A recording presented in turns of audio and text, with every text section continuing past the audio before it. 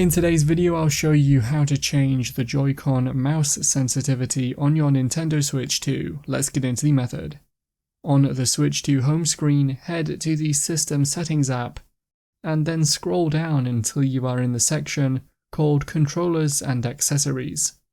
Within here, scroll down again until you see the mouse sensitivity option. Select this, and then you can choose one of the speed options and then test it out.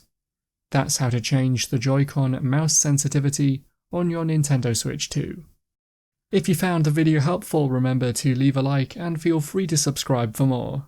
Check out the videos coming up right now, you might find these helpful too.